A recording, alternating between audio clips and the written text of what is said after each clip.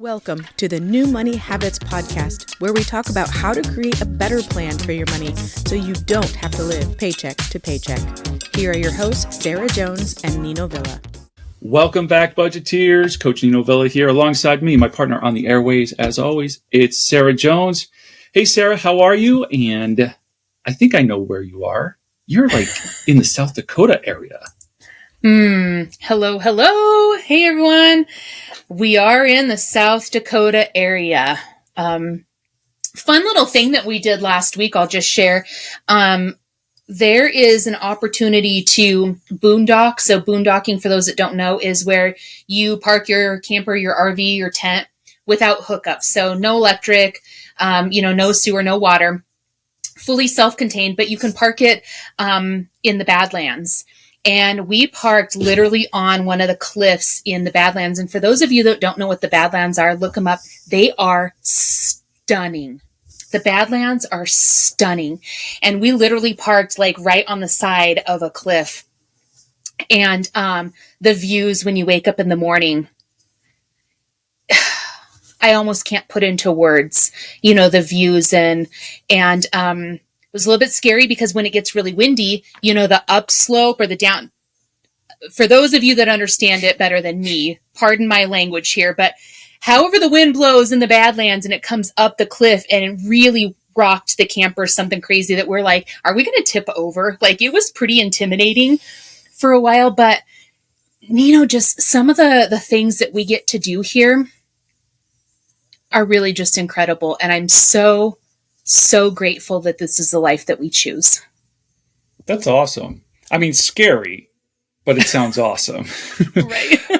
I would be like moving so quick. Like, nope. You said the word cliff and the shoulders got tight and I'm like, I already experiencing it. I've heard it said that you're not necessarily afraid of heights. You're afraid of the fall. That might be me. I don't think I'm it's both, right? So sounds awesome, but sounds scary at the same time. Yeah. It was, the wind is what really, and they say don't park too close because when the rains, sometimes they get heavy rains, it can kind of wash away on the sides, and our rig is pretty heavy and you don't want to get caught getting washed away either. So you have to find a really healthy balance of far enough away that you feel pretty safe, that you're not going to get washed away or, tip down the cliff, but also close enough that when you step out your front door, you're literally like right there. So it's an adrenaline rush. No, thank you. A good 300 feet, 500 feet. I need a little buffer in my world.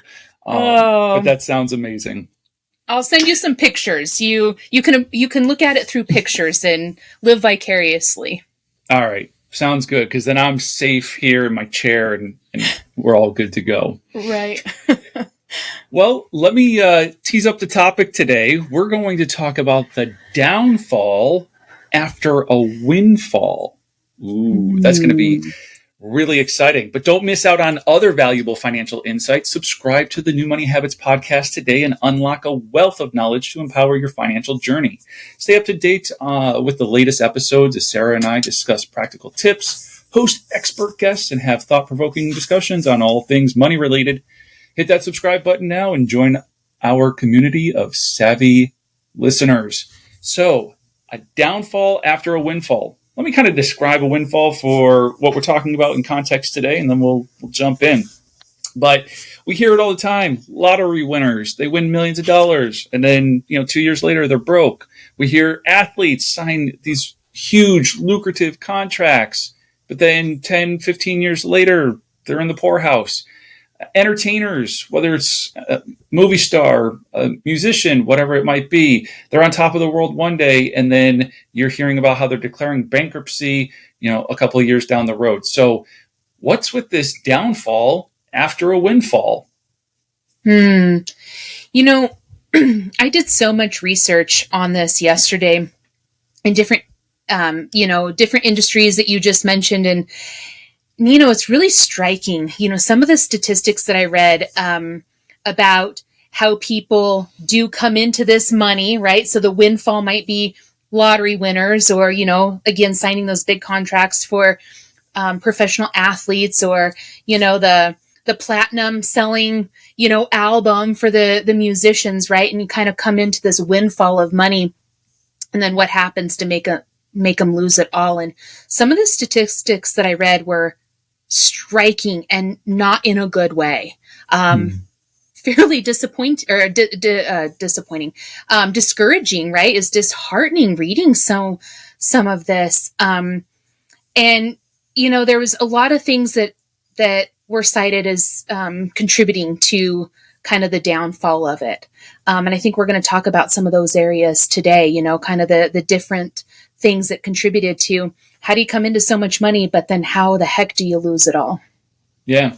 And I think what's important to point out is, as we talk about people who who specifically came into a windfall, there are certain transferable behaviors, mindsets, things of that regardless of how much money you make. And see, I've said that in the past, right? I've said it doesn't matter whether you make $10,000 a year or $100,000 a year. If you do not manage your money well, you are always going to be struggling, or you're going to feel like you're broke.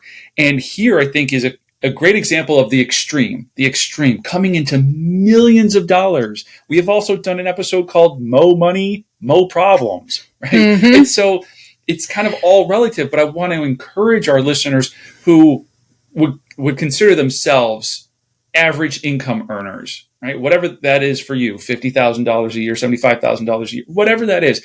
But if you feel like you're an average income earner, I hope this episode will illustrate to you that there are behaviors and mindsets you have to have in place today to manage what you do have well, and that if you ever did come into a windfall, that you could manage that well too. Yeah, and I think it's, specifically, I want to kind of talk about winning the lottery right here for a second, because I've dreamt of this before. I've thought, boy, how amazing would it be to win $1 million? Or how amazing would it be to win the $386 billion, or whatever the lottery gets to nowadays? I honestly don't pay attention to it anymore, but I don't think anybody hasn't dreamt of that, right? I don't think anybody can honestly say that they haven't thought about how amazing it would be to win a large amount of money. I certainly have, and I've made all the plans of what I would do with that money. Nino, I think really what it comes down to, though, is we want a fix for our problems.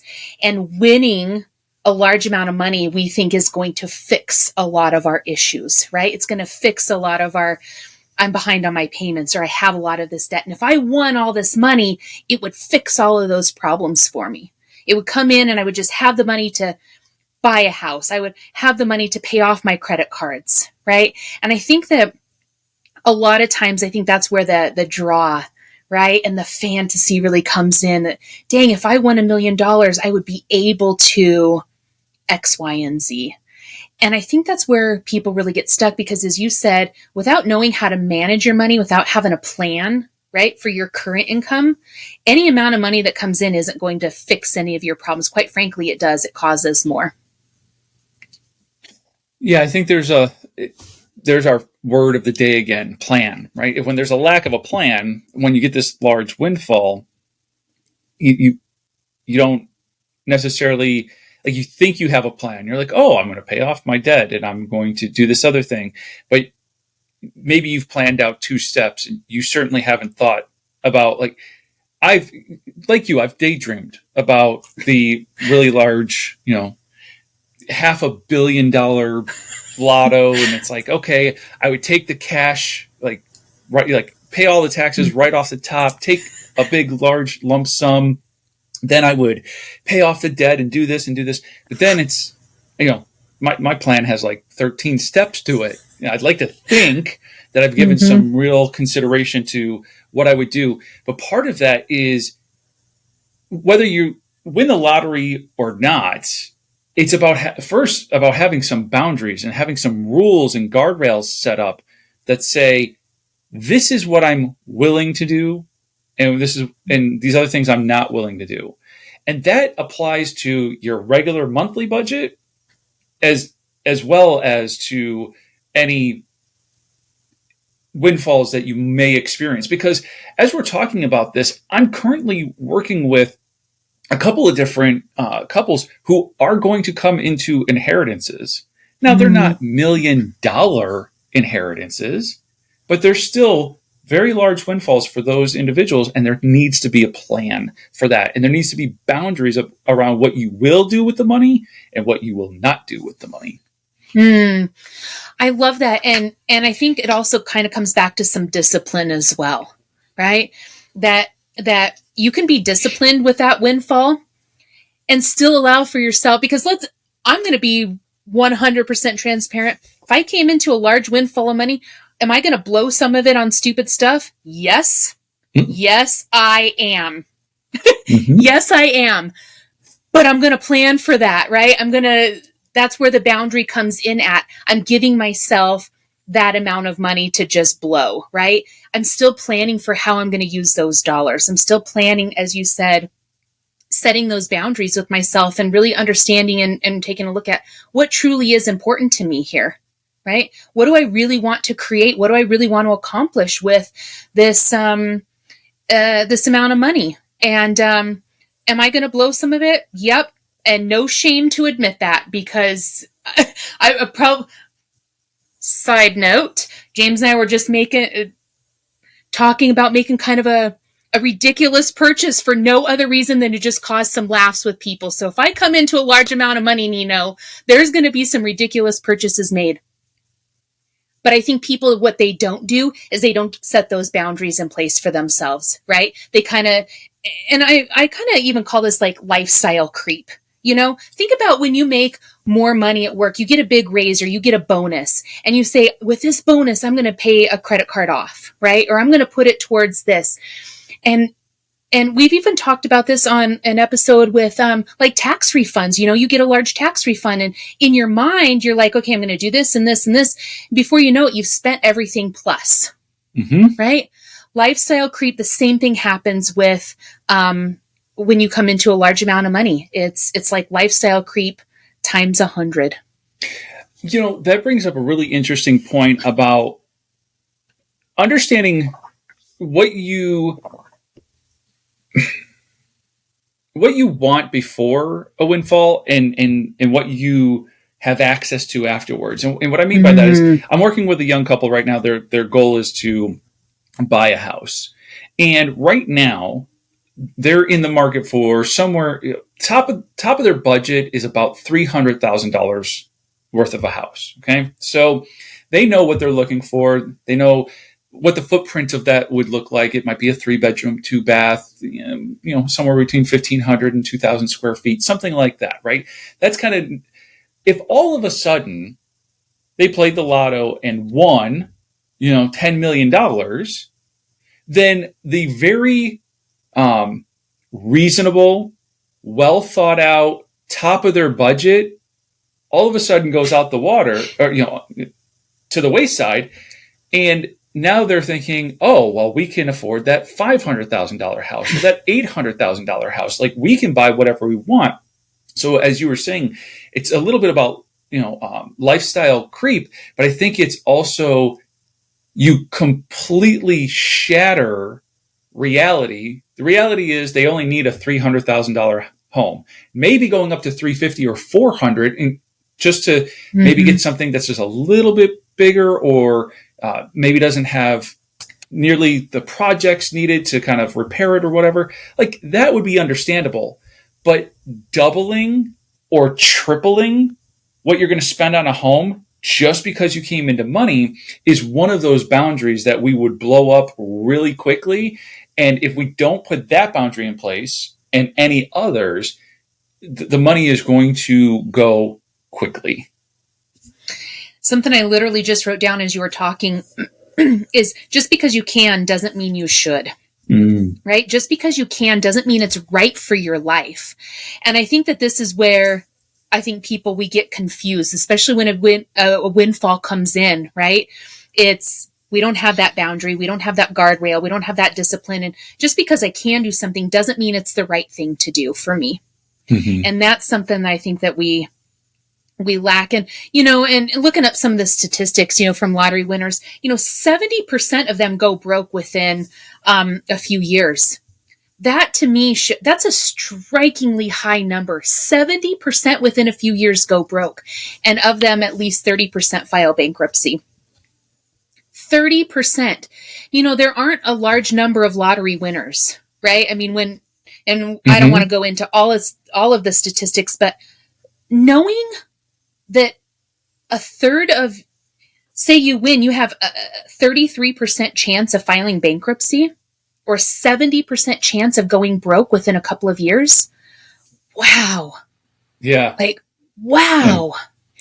Now, I know that 33% lives inside the 70. I know that, but I do find it funny that 70 and 30 equals 100. So there's 100% chance that if you win the lotto, I know that that's not exactly how that works, but I do think it's funny. It is. And not funny, and ironic. Ha-ha. Yes. Yeah. Right. Not haha, look at you silly person. You couldn't manage your money well, because that actually breaks my heart. Yeah. Funny is in irony. You came into all this money and you're filing bankruptcy. Wow. It is sad, right? It's really, because I want more, because I know that people are wanting to win the lottery for a reason, right? That they really are hoping they're, some people, I've got some good friends that play it, that it's fun, and they think, boy, the things that we could do, right? But I also know that a lot of times people play it in hopes that it will help them get to a better spot. And just knowing that hope, where that hope comes from, right? And what they really want, knowing that the likelihood that they're not going to get in a better spot, probably even a worse spot, that is sad. It's disheartening. Yeah. I want to circle back to something you said earlier. You were talking about just because you can doesn't mean you should.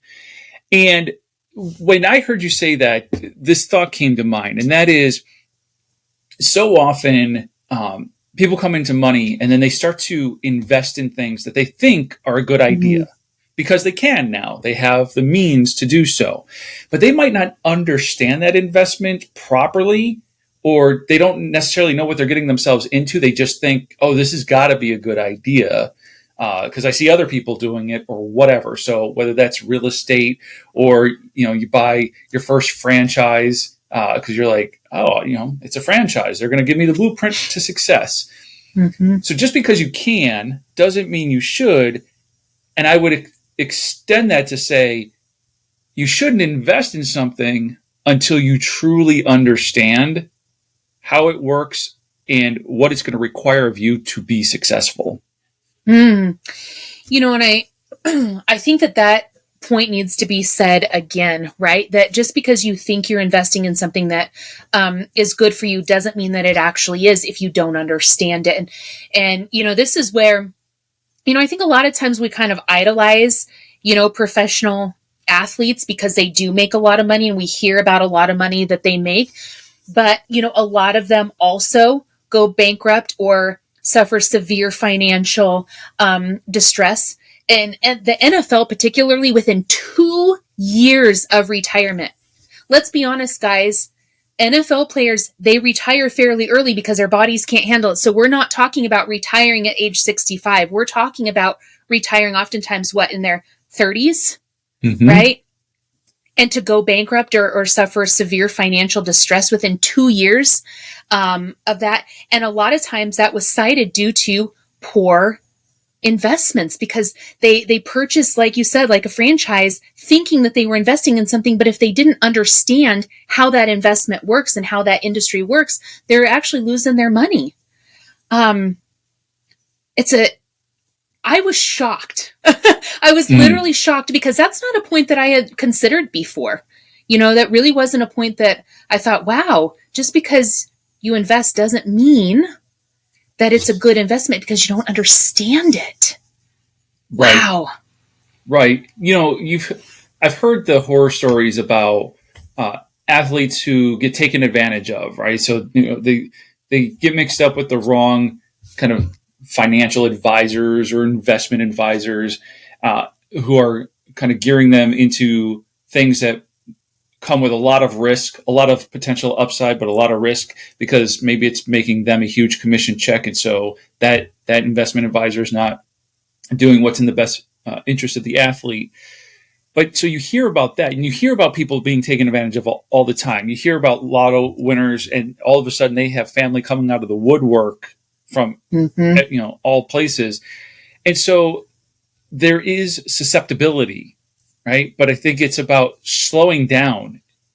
When that happens, if I were ever to play the lotto and win it and have a windfall like that, I would be pumping the brakes so hard. I would be putting a bunch of that money just into a bank account that makes a measly 1%, because 1% of $500 million is still a lot of money. And it's about slowing down, not speeding up. And I'll bring this back to something that's a little bit more relatable or a little bit more tangible for our listeners. Like I said, I'm working with a young guy. He's going to come into about $100,000, a little bit of a windfall for such a young guy. And so in that time when that happens, it is not time to speed up and do something really quickly. It is time to slow down and research and study and really dig into, here are some things that I want to do. And before I do any one of them, I'm going to research this one and all the pros and cons. And I'm going to research this one, all the pros. It is a time to slow down, not speed up. And I fear, this is anecdotal, but I fear that these athletes, these entertainers, these lotto winners, they are rushed to make decisions, and they're doing things so fast that they're not taking the time to slow down and really understand, what is it that I'm considering here? What's the upside? What are the drawbacks? That sort of thing. And dare I say, they're trying to keep up with the Joneses. Right? Professional athletes, you see other athletes, you see the houses that they're living in, you see the cars that they're driving, you see the jewelry that they're wearing, right? And I think it could be easy to fall into that trap of wanting to live up to what the name, what you symbolize, right? How does everybody else in my industry act? Well, I need to act like that as well, right? I'm in the big time now, so I need to show that I'm in the big time. And I think that they're really matching their spending to like those peak, earning levels. But then when earning decreases, or maybe they're hurt, getting ready to retire, their spending habits have been, way up at the top, but they've been living outside of their means for so long that now it's like, I've created financial ruin for myself because my spending far outweighed what I was actually earning. Right. And I think it can be, I've never been in one of those industries, so I'm purely guessing here, but I do know some people that are in the entertainment industry, like personally know some, and I know how easy it can be to fall into some of those, I'll call it a trap, wanting to live like other entertainers live, wanting to, be like and live in the same types of mansions that other, professional athletes live in. It can be really easy because I see it in our everyday life. Don't we see it around us all the time that our neighbors get a new vehicle and we have this little kind of pang of jealousy that comes in, right? Like, oh, well, I need to get a new boat because my neighbor just got a new truck. And, it happens in our everyday life. And so when you magnify the amount of money, everything else is magnified as well. Yeah. And so I think the moral of the story today really is that without the proper plan, without the proper mindset, without approaching these things in a very specific way, whether it's your monthly budget or it's a windfall, an inheritance, whatever, you have to have a plan. You have to have boundaries. You have to know that it's a time to slow down, not a time to speed up. And just because you can doesn't mean you should. I think that's kind of the moral of the story today. I love it. And something that can be applied in so many areas of our life too. Absolutely. Those are some basic life skills that relationships and job opportunities, all that stuff, right? Like have boundaries and do your research. And just because you can doesn't mean you should. It can apply to all that. Right. All right. Well, listeners, if you're ready to take your financial growth to the next level, it's time to schedule that free discovery call with Sarah or myself today. If you're coming into a windfall or an inheritance and you need to plan for that, schedule it. During your personal session, we'll discuss your specific financial goals. We'll gain clarity on your challenges and explore how working with a financial coach can accelerate your progress. Don't miss out on these valuable opportunities. Book your free discovery call now and create the new money habits needed to achieve financial freedom. And that's the goal. Even of the Lotto winner, right? What they really desire is financial freedom, but you have to have a plan to accomplish that. Great conversation as always, Sarah, and we'll continue it again next time. Thank you for listening to the New Money Habits podcast, brought to you by New Money Habits and Keeping Up with the Joneses Financial Coaching. Submit your questions to our host by emailing podcast@newmoneyhabits.com. Be sure to subscribe to be notified of future episodes. Join our growing group of like-minded people on Facebook and follow us on your favorite platform. Music provided by Summer School.